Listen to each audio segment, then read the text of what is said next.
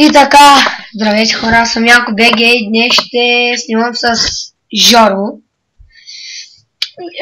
Сицуиди БГ и ще го питам няколко въпроса по това защо почвам да снима и такива разни глупости. Така, първото въпрос е защо почна да снимаш? За забавление и също защото гледах как другите ютубъри снимат и исках да пробвам да видя какво е да си ютубър. И да, ето от тогава започнах да снимам. Така, втория ми въпрос. С коя програмка снимаш? Общо взето имам две. И Camtasia Studio. Да. Коя повече ти хареса като качество? Трети въпрос. Camtasia-та, с нея рендвам клипове, ама много рядко. И не съм качвал доста време клипове. Как ти де? Четвърти въпрос мисля, че защо избра да снимаш насам в някои епизоди? Обичам да играя сам, на нея съм добър дрифтя добре.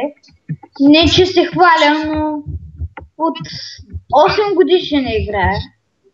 Така. И да. И как ти де? Сега, мисля, че пети въпрос. Коя ти е любимата игра? Любимите ми игри са Minecraft. Не, една кажи само, една. CS общо взето. Аз най-много играм. От колко годишен не играеш? 3 годишен. Тогава не съм бил най-добрия. Нали, бил съм някаква кутийка от Пепси на мапа. Так факт, как ти иде? Шести въпрос. На колко години си сега? 12. Така, представете си това момче от 3 годишен. И аз знам, че е почнал от 3 годишен по дяволите. Да. От 3 годишен да почне да играе Counter Strike. Аз от 3 годишен не съм знал какво е компютър, оня. Направо не знам хора. И кой въпрос още да задам?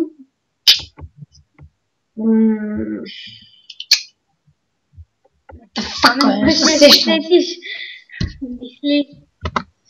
Последния въпрос, който ще те задам е кой те научи да играеш Майнкрафт? Братовчет ми, който е да скаже. Валери, как ти е? Да, добре го допълня. Да. И както и да е, това беше от мен Янко БГ. Абонирайте се, ако искате да снимаме с Ицуиди БГ. Общо ще има. Да! Общо ще има драма! Както и да е. И така, абонирайте се за мен и за него. Неговия канал ще даде в описанието, както и моя. Да, това няма смисъл, бе, нали ще гледате. Както и да е. И довиждане, хора.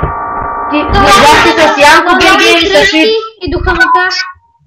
Тихо, Жоро. Вие бяхте с Янко БГ и Ицуиди.